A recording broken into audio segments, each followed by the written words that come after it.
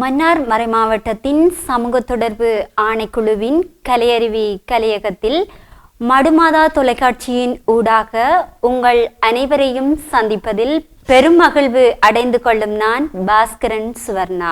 மன்னார் மறைமாவட்டமும் மறைசாட்சிகளும் என்னும் தலைப்பில் இன்றைய நாள் நேர்காணலை இங்கு நடாத்த உள்ளோம்.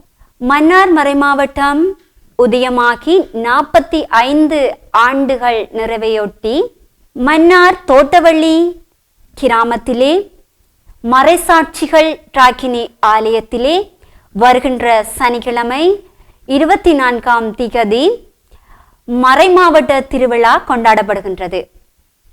அத்திருவிழாவிலே மறைமாவட்டம் சார்ந்து அனைவரையும் அன்போடு வரவேற்றுக் கொள்கின்றோம். அனைவரும் வருகை தந்து நன்றி திருப்பலியில் குடும்பமாக இணைந்து மறைசாட்சிகளுக்காகவும் மன்றாடுவோம். சிறப்பாக இன்றைய நேர்காணலிலே மன்னார் மறைமாவட்டத்தின் மறைசாட்சிகளின் மையமாக ஏன் மன்னார் மறைமாவட்டம் விளங்குகின்றது, மறைசாட்சிகளினுடைய ஆன்மீகம் எவ்வாறு காணப்படுகின்றது, அவர்களுடைய வாழ்க்கை எவ்வாறான காலகட்டத்தில் எவ்வாறு ஆரம்பிக்கப்பட்டது, அவர்களுடைய கத்தோலிக்க வாழ்வு எவ்வாறு காணப்பட்டது, அவர்களுடைய ஆன்மீகம் எவ்வாறு தலை தோங்கியது தொடர்பாக இன்றைய நேர்காணலிலே நாங்கள் கலந்தாராய உள்ளோம். சிறப்பாக இன்றைய நேர்காணலிலே எம்மோடு இணைந்திருக்கின்ற திருவாளர் அந்தோணி பிச்சை ஐயா அவர்களை அன்புடன் வரவேற்றுக் கொள்வதில் பெருமகிழ்வு அடைகின்றேன். வணக்கம் ஐயா. வணக்கம் ஐயா. அவர்களை பற்றி சுருக்கமாக கூறப்படுமாயின், ஐயா அவர்களின் பிறப்பிடமாக சாவற்காடு காணப்படுகின்றது. இவர் இந்தியாவிலேயே கல்வி கற்ற ஒருவராக காணப்படுகின்றார். தன்னுடைய கல்வியினை ஆங்கில மொழியிலே கற்று கலைமானி பட்டத்தை பெற்றுக்கொண்டவர். தத்துவமும் சமயமும் என்னும் கருப்பொருளிலே முதுமானி பட்டத்தையும் பெற்றுக்கொண்டவர். இவர் மறைசாட்சிகள் என்னும் நூலினை வெளியிட்டு அதனுடைய கட்டுரைகளையும் பதிவேற்றம் செய்துள்ளார். ஐயா அவர்களே, மன்னார் மறைமாவட்டத்தில் மறைசாட்சிகள் ஆலயத்திலே மறைமாவட்ட திருவிழா கொண்டாடப்படுவதற்கான முக்கிய காரணமாக அமைவது ஏன்? என்ன காரணத்துக்காக இத்திருவிழாவானது தோட்டவள்ளி வேத சாட்சிகள் ராக்கினிகள் ஆலயத்தில் கொண்டாடப்படுகின்றது என்பதை சற்று விளக்கமாக எமக்கு கூற முடியுமா? சரி, நான் கூறுகிறேன். 1544ஆம் ஆண்டு இங்கு உள்ள மக்கள் கிறிஸ்துவம் தழுவக்கூடிய வாய்ப்பு ஏற்பட்டது. இவர்கள் தென்னிந்தியாவில் தங்களுடைய உறவினர்களோடு தொடர்பு கொண்டிருந்தார்கள். புனித சவேரியார் 1542ஆம் ஆண்டு தென்னிந்தியாவில் உள்ள புன்னக்காயல் என்ற இடத்திற்கு இறைபணி செய்ய இயேசு சபை சார்பாக வந்திருந்தார். அப்பொழுது அருகிலுள்ள கொம்புத்துறை மற்றும் கடையக்குடி ஆகிய 2 கிராமங்களில் இவர் வேத போதகம் செய்து அங்குள்ள மன்னார் மறைசாட்சிகளின் உறவினர்களை கிறிஸ்துவ மதத்திற்கு மாற்றினார். அங்கு பல அற்புதங்களையும் அடையாளங்களையும் செய்தார். அக்காலங்களில் இங்கிருந்து கடல் வழியாக சென்று வருவது இயல்பாக இருந்தது. ஏனென்றால் இது 500 வருடத்திற்கு முந்தைய காலம், அரசர்கள் காலம், போர்த்துகீயர் காலத்திற்கு முந்தைய காலம். ஆகவே இவர்கள் சாதாரணமாக அங்கு செல்வதும் இங்கு வருவதும் வழக்கமாக இருந்தது. புனித சவேரியாரை இந்த மன்னார் மறைசாட்சிகள் சமூக மக்கள் அங்கே பலர் அவரை சந்தித்தார்கள். அவருடைய அன்பான போதனையும் அவர் மூலம் கிடைத்த விடுதலை பயணமும் இவர்களை ஈர்த்ததால் அவர்கள் எப்படியும் மன்னாருக்கு அவர் வந்து தங்களுடைய முழு கிராம மக்களையும், கிராமங்கள் சில கிராமங்கள் இங்கே இருந்தது, சில கிராமங்களுடைய மக்களையும் மனமாற்றம் செய்து இங்கேயும் கிறிஸ்துவை பரப்ப வேண்டும் என்று இந்த மக்கள் விரும்பினார்கள். அதன் அடிப்படையில் புனித சவேரியாரால் 1544ஆம் ஆண்டு புனித சவேரியார் பெயரை கொண்ட மற்றொரு குருவை மன்னார் இந்த பகுதிக்கு அனுப்பி வைத்தார். இந்த பகுதிக்கு அனுப்பி வைத்து அவர் மூலம் திருமுழுக்கு பெற்றார்கள். திருமுழுக்கு பெற்ற பிறகு இவர்கள் வாழ்ந்த காலத்திலே, மிக சொற்ப காலத்திலே, இந்த யாழ்ப்பாண ராஜ்யத்தின் பகுதியாக மன்னார் இருந்ததால் யாழ்ப்பாண ராஜ்யத்தை ஆண்டு வந்த சங்கிலி என்ற மன்னன் இவர்களை கிறிஸ்துவ மதம் தழுவ வேண்டாம், மீண்டும் சைவ முறைக்கு திரும்பி வந்துவிடுங்கள் என்று கட்டளை பிறப்பித்தார். ஆனால் இவர்கள் சபரியாருடைய போதனையில் ஆழமாக இருந்ததால் விசுவாசத்தில் ஆழமாக வேறு கொண்டு விட்டார்கள். இவர்கள் அதுவரை சைவ கோவில்களில் கருவறைக்கு செல்ல தகுதியற்ற ஒரு மக்களாக இருந்தார்கள். புனித சபரியார் மூலம் நடந்த கூட்டு திருப்பலிகளில் அனைவருக்கும் இயேசு ஆண்டவர், அனைவரும் சமம் என்ற அந்த போதனை இவர்களை ஆழமாக ஈர்த்தது. தாங்களும் ஆண்டவனோடு உறவு கொள்ள முடியும் என்ற நம்பிக்கையில் இவர்கள் கிறிஸ்துவ மனமாற்றத்திற்கு வந்துவிட்டார்கள். வந்தபின் இவர்கள் விசுவாசத்தில் ஆழமாக நின்றார்கள். இவர்களுக்கு விசுவாசத்தில் ஆழமாக நிற்பதற்கு புனித சபரியார் பின்புலமாக இருந்தார். ஆகவே அரசன் போட்ட கட்டளை, திரும்பி சைவமதத்துக்கு வாருங்கள் என்ற கட்டளையை இவர்கள் மறுத்தார்கள். அதற்கு வருவதற்கு மாட்டேன் என்று சொன்னார்கள். ஆகவே அந்த அரசன் தன் படைகளோடு 1544ஆம் ஆண்டு கார்த்திகை 30 புனித அந்திரேய அப்போஸ்தலரை இவர்கள் புனிதராக கொண்டு திருவிழா கொண்டாடிய காலத்தில் 5000 படைகளுடன் வந்து, அதாவது தஞ்சாவூர் நாயக்கர் படையாகிய 5000 படைகளுடன் வந்து இவர்களை சிறைச்சேதம் செய்தார். 1000 பேர் கொண்ட அந்த குழுவானது 600லிருந்து 700 வரை இருப்பவர்கள் அவர்களுடைய வாளுக்கும் ஈட்டிக்கும் இரையாகி இறந்தார்கள். மீதி பேர் தப்பி இங்கிருந்து சென்று விட்டார்கள். ஆகவே அந்த மறை சாட்சியம் என்பது கிறிஸ்தவத்தின் மிக முக்கிய பகுதியாக இருக்கிறது. மறை சாட்சிகள் இரத்தம் விசுவாசத்தின் வித்து என்று வேதாகம் சொல்கிறது. ஆகவே இந்த விசுவாச வித்துக்களை புனிதர்களுக்கு உயர்த்த வேண்டும் என்ற அந்த நோக்கத்தோடு புனித பீடமானது ரோமையானது 45 ஆண்டுகளுக்கு முன்னதாக இந்த விசுவாச இரத்தந்தோய்ந்த பூமிக்கு புதிய மேற்றிதாசனத்தை கொடுத்திருந்தது. அந்த காலத்திலிருந்து முதலாவது ஆயர் பேரர் கலாநிதி தோமஸ் சவுந்தரநாயகம் ஆண்டகை காலத்திலிருந்தே மறைசாட்சிகள் பூமியில் மறைமாவட்ட விழாவை நடத்த திருச்சபை தீர்மானித்து அன்றிலிருந்து இன்று வரை இங்கே நடத்தி வருகிறார்கள். இதனுடைய பிரதான நோக்கம் இந்த மறைசாட்சிகள் புனிதர்களை அடைய அனைவரும் மறை மாவட்டமாக சேர்ந்து செபிக்க வேண்டும் என்பதே என்னுடைய கருத்து.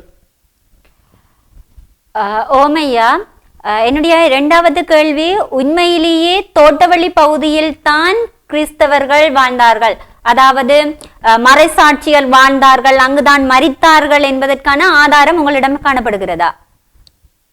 எனக்கு தெரிந்தது வரையும் சொல்லுகின்றேன். நூல் மூல ஆதாரங்களும் இருக்கிறது, களவழி ஆதாரங்களும் இருக்கிறது. இதில் மறுப்பதற்கு ஒன்றுமில்லை. இந்த ஆதாரங்களை இங்குள்ள சக இஸ்லாமியர்களும் ஏற்றுக்கொள்கிறார்கள். இந்த வட மாகாணத்தில் இருக்கக்கூடிய சக சைவ மக்களும் ஏற்றுக்கொள்கிறார்கள். அதில் எந்த மாற்று கருத்தும் இல்லை. இந்த பகுதியை நாங்கள் எடுத்துக்கொண்டால் ஒரு பிரதான விஷயமாக ஆய்வு நோக்கில் பார்க்க வேண்டும். 1544ஆம் ஆண்டு மறைசாட்சிகள் ஞானஸ்தானம் பெற்று அதே ஆண்டில் இறந்த காலத்தை மையப்படுத்தி 1544ஆம் ஆண்டுக்கு முந்தைய பகுதி என்றும் 1544ஆம் ஆண்டிலிருந்து 1560ஆம் ஆண்டு போர்த்துகேயர் மன்னார் தீவிற்கு வந்தார்கள். அதாவது தென்னிந்தியாவில் உள்ள சக கிறிஸ்தவர்களுடன் மன்னார் தீவில் வந்து இங்கே கூடிய வாழ்ந்து வந்தார்கள். அந்த காலம் வரை உள்ள பகுதி ஒரு பகுதியாகவும் 1560இலிருந்து பிறகு ஒரு 10 ஆண்டுகள் 20 ஆண்டுகள் இருக்கக்கூடிய பகுதியாகவும் நாங்கள் எடுத்துக்கொண்டால் இந்த வரலாற்றை நாங்கள் சிறப்பான முறையில் சொல்லி முடிக்க முடியும். 1544க்கு முன்னதாக இந்த மக்கள், நான் ஏற்கனவே கூறினேன், தென்னிந்தியாவில் உள்ள உறவினர்களோடு உறவு கொண்டு இங்கு வாழ்ந்தார்கள். அருட்பணி பேணியாலா என்பவர், அருட்பணி பேணியாலா இலங்கை திருச்சேவை வரலாற்றில் மிக அதிகமான நூல்களை எழுதியுள்ளார். அவர் தன்னுடைய 2வது வால்யூம், போர்த்துகீசியரை பற்றி எழுதிய நூல்களில் 2வது வால்யூமில் இந்த தோட்டவழியை பற்றி கூறும் பொழுது, போர்த்துகேயர் இங்க வந்ததும் போர்த்துகேய கோட்டையை கட்டினார்கள். இந்த கோட்டையில் இருந்த கேப்டன் ஆனவர் தன்னுடைய சொந்த செலவில் அடிபாடு அழிந்து கிடந்த அந்திரேயர் ஆலயத்தை, புனித அந்திரேய அப்போஸ்தலர் ஆலயத்தை இங்கே மராமத்து செய்து அபிஷேகம் செய்தார். அடுத்ததாக தன் கைப்படவே ஒரு வரைபடத்தை வரைந்தார், லீ கிராண்ட் என்ற வரைபடம். அந்த வரைபடமானது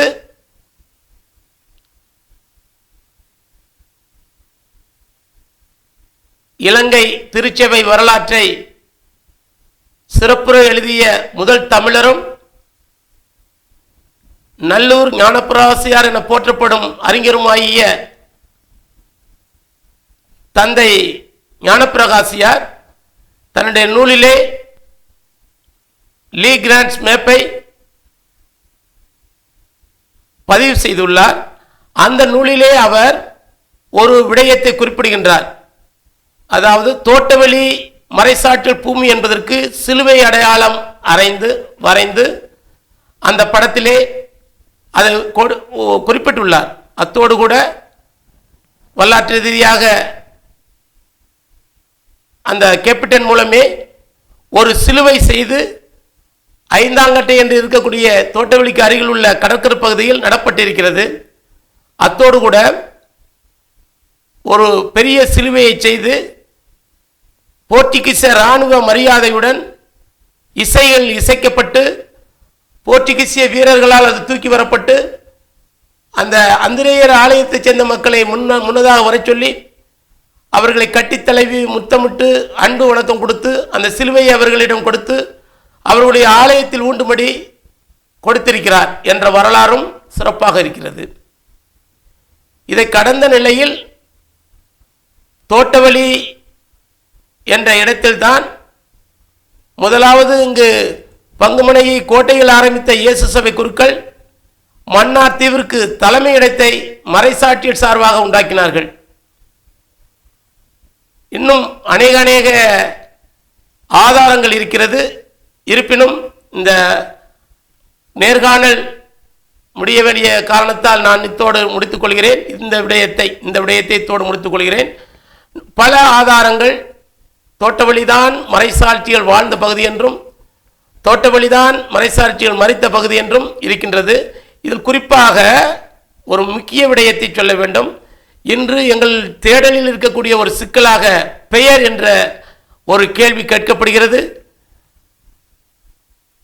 உரசிங்கம் என்ற இளம் சிங்கம் என்ற தலைவன் இந்த மறைசாட்சிகளுடைய அந்த படுகொலையில் இறந்தார். இவர் அந்த மறைசாட்சிகள் சார்பான சமூகத்தினுடைய தலைவராக இருந்தார் என்ற ஒரு வரலாறு இருக்கிறது. போர்த்துகேயர் இங்கு வந்ததும் அவர்களுடைய பிரிதுவழியாகிய மோர்பட்டங்கட்டி என்ற ஒருவரை நியமித்து அவரை மன்னார் தீவிற்கு அரசராக நியமித்தார்கள்.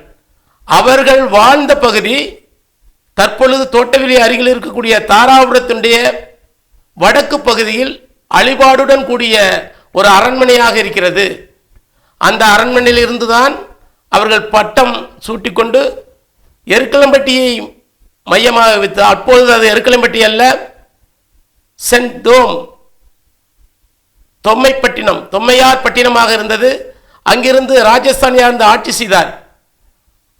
அதன் பிறகு அந்த ராஜஸ்தானி அது அழிந்து போய்விட்டது. இருப்பினும் இந்த மறைசாட்சியினுடைய பிரதிபலிகள் என்பதை இஸ்லாமியர்கள் தங்களுடைய நூல்களில் தெள்ளத் தெளிவாக எழுதியிருக்கிறார்கள். அவர்கள் வாழ்ந்த பகுதி இன்றும் இருக்கிறது. ஆகவே தோட்டவழிதான் என்பதில் எந்த மறுப்புக்கும் இடமில்லை. எங்களுக்கு இப்போது தேவை தோட்டவழி என்பதை ஏற்றுக்கொண்டு அங்கே இருக்கக்கூடிய கள ஆய்வுகளை தருவதை செய்ய வேண்டும். செய்தால் எல்லாம் சரியாகிவிடும்.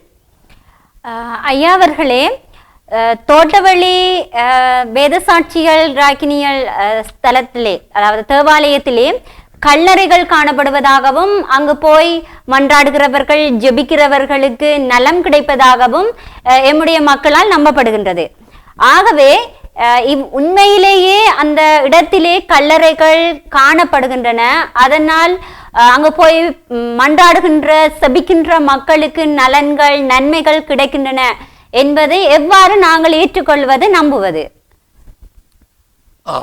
நீங்கள் கேட்பது சரியான கேள்விதான். இருப்பினும் நாங்கள் நம்பிக்கையின் அடிப்படையில் தான் நாங்கள் செல்ல முடியும்.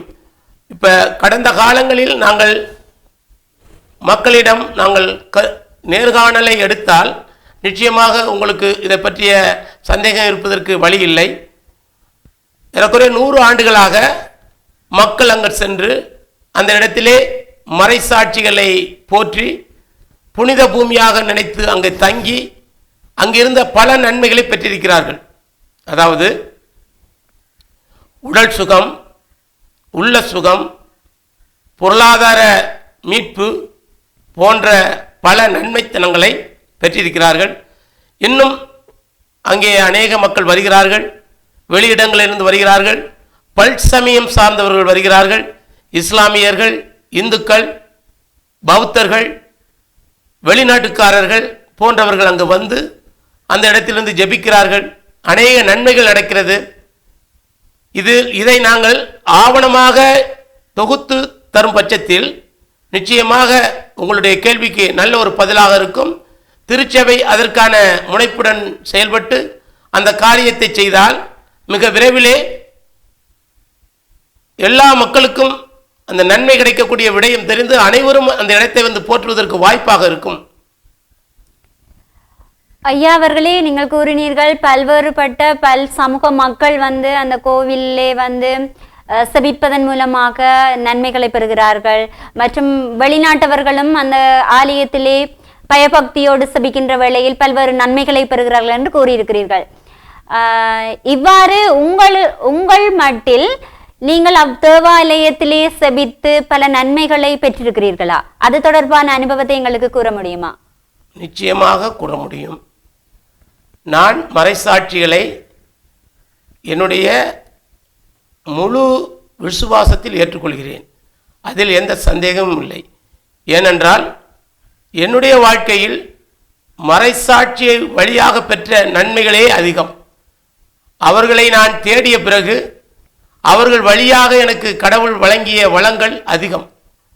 இப்போது கூட நான் அவர்கள் பாதத்திலேயே ஒரு பெரிய தொழிலை ஆரம்பித்திருக்கின்றேன். ஒரு அக்வா ஃபார்ம். அது புதிய நவீன முறையில் இருக்கக்கூடிய ஒரு தொழிலாக, இலங்கையிலேயே நவீன முறையில் இருக்கக்கூடிய ஒரு தொழிலாக, ரவுண்ட் டேங்க் என்ற புதிய தொழிலாக நான் ஆரம்பித்திருக்கின்றேன். அந்த தொழில் மறைசாட்சிகளுடைய பரிந்துரை மூலம் ஆசீர்வதிக்கப்பட்டிருக்கிறது. அது இன்று இலங்கைக்கு ஒரு மாதிரி இராழ்பணியாக இருக்கிறது என்பதும் நான் கூறிக்கொண்டு உங்களிடம் இந்த இடத்தில் மகிழ்ச்சி அடைகிறேன். நன்றி ஐயா. தொடர்ச்சியாக நீங்கள் பல்வேறு வேத சாட்சிகள் மறைசாட்சிகள் பற்றிய புத்தகங்கள் மற்றும் கட்டுரைகளை வந்து வெளியிட்டிருக்கிறீர்கள். அது பல்வேறு மட்டங்களுக்கு சரியான முறையிலே சென்றடைவதில்லை. ஆகவே அவ்வாறான மக்களுக்கு நீங்கள் சரியான முறையிலே அந்த புத்தகத்தை கொடுப்பதன் மூலமாக அந்த புத்தகத்தில் உள்ள பல்வேறு நன்மைகளை அடையக்கூடியதாக இருக்கும்.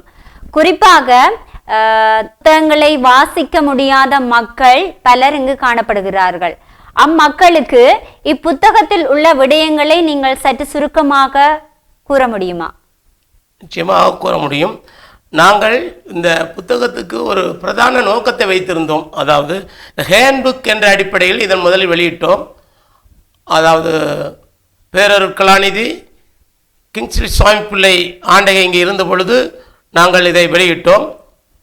மீண்டும் தற்பொழுது பேரருட் கலாநிதி இமானுவேல் பெர்னாண்டோ பிஷப் அவர்களுடைய காலத்தில் பெறப்பட்ட மறைசாட்சிக்கான மும்மொழி ஜெபம், தமிழ், ஆங்கிலம், சிங்களம் ஜெபம் மூன்றையும் சேர்த்து இந்த புத்தகத்தை நல்ல முறையில் வெளியிட்டிருக்கின்றோம்.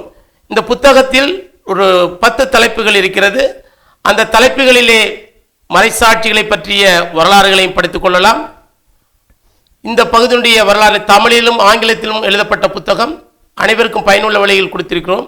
இந்த புத்தகம் நாங்கள் ஒரு மேலான நோக்கத்தோடு நாங்கள் இதை வெளியிட்டோம். ஏனென்றால் எங்களது மறை மாவட்டத்தில் மறைசாட்சிகளை பற்றிய தெளிந்த அறிவை மிக விரைவில் மக்கள் பெற வேண்டும். ஆகவே இந்த புத்தகத்தில் பிபிலியோகிராபி நூல் வரிசைகளை வெளியிட்டிருக்கின்றோம். அத்தோடு கூட இதில் பயன்படுத்தப்பட்டிருக்கக்கூடிய வசனங்களுக்கான ஃபுட்நோட் அடிக்குறிப்புகளை வழங்கியிருக்கின்றோம். ஆக ஒருவர் மறைசாட்சிகளை பற்றிய ஒரு ஆய்வையோ அல்லது ஒரு கட்டுரையையோ அவர் ஆரம்பிக்க விரும்பினால் உடனடியாக இந்த புத்தகத்திலிருந்து பலனடைய முடியும். இந்த புத்தகத்தின் மூலம் இளம் தலைமுறையினர், இப்போது கல்வி கற்கக்கூடிய தலைமுறையினர் வருங்காலங்களில் நம் மன்னார் மண்ணினுடைய பெருமைகளை கூறுவதற்கு, அருமைகளை கூறுவதற்கு இந்த புத்தகம் ஒரு வழிகாட்டியாக இருக்கும். ஏனென்றால் இதில் நூல் வரிசைகளும் அடிக்குறிப்புகளும் அதிகமாக இருக்கிறது.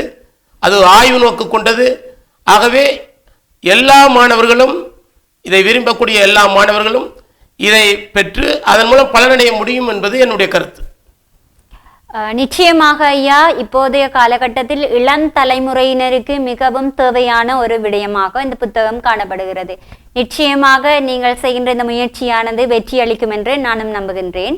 தொடர்ச்சியாக ஐயா அவர்களே, மறைசாட்சியர் புனிதர் நிலைக்கு உயர்த்துவதற்கு எம்முடைய மறை மாவட்டமும் சரி, ஏனைய மறை மாவட்டங்களும் சரி பல முயற்சிகளை மேற்கொண்டு வருகின்றனர். இருந்த போதிலும் இந்த முயற்சிகள் யாவும் பயனளிக்கவில்லை. இதற்கான காரணம் என்னவென்று உங்களால் கூற முடியுமா? ஒரு நல்ல ஒரு கேள்வி, இது சிறப்பான கேள்வி. அதாவது இது நடந்து 1544, இன்று 2026, இவ்வளவு நாட்கள் ஆகிவிட்டது. இதில் நாங்கள் ஒரு விடயத்தை கவனிக்க வேண்டும். திருச்சபை புனிதர் பட்டம் வழங்குவதற்கு சில விதிமுறைகளை வைத்திருக்கின்றது. அந்த விதிமுறைகளின் அடிப்படையில் நம்முடைய தேடுதல்களை முனைப்புடன் செயல்படும் பொழுது, அர்ப்பணிப்புடன் செயல்படும் பொழுது செய்து முடிக்க முடியும். இதில் புனிதர் பட்டம் உடனே கிடைக்க வேண்டும் என்ற ஆசை மட்டும் போதாது, விசுவாசத்தை பிரயோகம் பண்ண வேண்டும். விசுவாசத்தை பிரயோகம் பண்ணாமல் நாங்கள் இறை ஆற்றலை பெற முடியாது. விசுவாசத்தை பிரயோகம் பண்ணுவதற்கு நாங்கள் மறைசாட்சிகளை தெரிந்து கொள்வதோடு இல்லாமல் மறைசாட்சிகளிடம் நாங்கள் மன்றாடக்கூடிய வழிமுறையை தேடிக்கொள்ள வேண்டும். எந்த பகுதியில் இருந்த மக்களாக இருந்தாலும் அவர்களை நோக்கி அவர்கள் வழியாக ஜெபிக்கும் பொழுது ஆண்டவரிடத்திலிருந்து அவர்கள் நல்ல நன்மைத்தனங்களை பெற முடியும் என்ற விசுவாசத்தை வளர்த்து முதலாவது மறைசாட்சியின் வழியாக ஜெபிக்க பழக வேண்டும். அடுத்ததாக நூல் வரிசைகள் தேடுதல் செய்வது. இந்த நூல் வரிசை தேடுதல் செய்வது என்பது எங்கள் மன்னார் மாவட்டத்தில் மறைசாட்சிகள் பூமி என்ற இந்த பூமியிலே ஒரு மறைசாட்சிகளுக்கென்று தனித்துவமான ஒரு லைப்ரரி, நூலகம் இல்லை. இந்த நூலகத்தை உண்டாக்க வேண்டும். அதற்கு திருச்சபை பொறுப்பேற்க வேண்டும். மன்னார் மறைசாட்சிகளை பற்றிய தெளிவான நூல்கள், சொல்லப்போனால் அனைத்து ஐரோப்பிய மொழிகளிலும் மறைசாட்சிகளை பற்றிய நூல்கள் இருக்கிறது. உலகத்தில் இருக்கக்கூடிய அநேக நூலகங்களிலே இருக்கிறது. அது எப்படி இருக்கும்? மொத்த இலங்கை வரலாறு அல்லது முத்துக்கடற்கரை வரலாறு, சவேரியாருடைய வரலாறு என்ற வரலாற்று புத்தகங்களோடு சேர்ந்திருக்கும். அப்படி இருக்கும் பொழுது நாங்கள் எல்லா நூல்களையும் நாங்கள் திரட்டி எங்களுடைய மன்னார் மண்ணிலே, குறிப்பாக தோட்டவெளியிலே ஒரு நூலகத்தை உண்டாக்கினால் அந்த நூலகத்தை இலங்கையில் படிக்கக்கூடிய இளைஞர்கள், யுவதிகள் இங்கு வந்து அதில் பயனடைந்து செல்வார்கள். ஆராய்ச்சிகளை மேற்கொள்பவர்கள் பயனடைவார்கள். மற்றும் ஏஎல் மாணவர்கள், கிறிஸ்தவ நெறியை படிக்கக்கூடியவர்கள் அதிலிருந்து பலனடைய வாய்ப்பு உண்டு. தன்னார்வ முயற்சியாளர்கள் வந்து பயனடைய வாய்ப்புண்டு. ஆகவே திருச்சபை அந்த கோணத்தில் கட்டாயம் ஒரு நல்ல லைப்ரரியை மறை சாட்சிகளுக்கென்று இங்கே உருவாக்க வேண்டும். இது 500 வருஷ வரலாறு கொண்ட ஒரு வரலாறு. இதை தேடுவது என்பது ஒரு கடினமான விடயமாக இருக்கலாம். இருப்பினும் விசுவாசத்தோடு நாங்கள் தேடும் பொழுது நிச்சயமாக நாங்கள் பெற முடியும். அதன் மூலம் இந்த மறைசாட்சிகளுக்கான புனித பட்டத்திற்கு வேண்டிய விடயங்களை நாங்கள் துரிதமாக செய்ய முடியும். மேலும்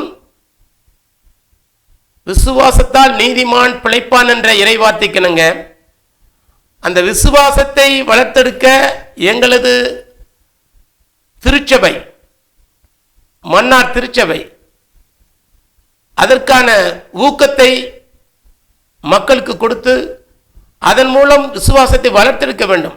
விசுவாசம் இல்லாமல் நிச்சயமாக மறைசாட்சிகளுக்கு புனித பட்டம் கிடைக்காது, அதில் எந்த சந்தேகமும் இல்லை. நாங்கள் விசுவாசத்தை வளர்ப்பதற்கான ஒரு வளத்தை திருச்சபையின் ஊடாக நாங்கள் உருவாக்க வேண்டும். அப்படி உருவாக்கும் பொழுது மிக விரைவிலே மன்னார் மறைசாட்சிகள் மைமடைவார்கள். ஆண்டவருடைய திட்டம் இருக்கிறது. இப்பொழுது சில நிகழ்ச்சி திட்டங்கள் போய்கொண்டிருக்கிறது. மிக விரைவிலே அவர்கள் புனித நிலை அடைய வாய்ப்பு இருக்கிறது. இருப்பினும் எங்களுடைய சொத்தாகிய இந்த மறை சாட்சிகளை நாங்கள் புனித நிலைக்கு உயர்த்துவதற்கு வேண்டிய அனைத்து விடயங்களையும் திருச்சபை கரிசனை கொண்டு அதை செய்து முடிக்க வேண்டும் என்பதே எனது விருப்பம். நன்றி ஐயா. தொடர்ச்சியாக நாங்கள் மறைமாவட்ட திருச்சபையாக ஒன்று சேர்ந்து செபிக்கின்ற போது மறைசாட்சிகளை புனித நிலைக்கு அடைய செய்ய முடியும். அவ்வாறு நாங்கள் அடைய செய்ய வேண்டுமானால் மக்களாகிய நாங்கள் எவ்வாறான செயற்பாடுகளை மேற்கொள்ள முடியும்? அதாவது நாங்கள் இங்கிருந்து எத்தனையோ இடங்களுக்கு இன்றைக்கு மக்கள் பிக்னிக் போகக்கூடிய சூழல்களை உருவாக்கி விட்டார்கள். இப்பொழுது அவர்களுக்கு ஓய்வு தேவை, ரிலாக்ஸேஷன் தேவை. அப்போ அந்த அடிப்படையில் பல இடங்களுக்கு போகிறார்கள். ஆனால் அருகில் உள்ள தோட்டவெளி போன்ற ஒரு அமைதியான இடத்தை அவர்கள் தேர்ந்தெடுத்து வர இன்னும் பழகவில்லை. அது ஒரு நம்முடைய பின்னடைவான விஷயங்கள் தான். நாங்கள் இப்போ தோட்டவெளி போன்ற இடங்களுக்கு வரும் பொழுது ஆன்மீகமும் வளர்கிறது.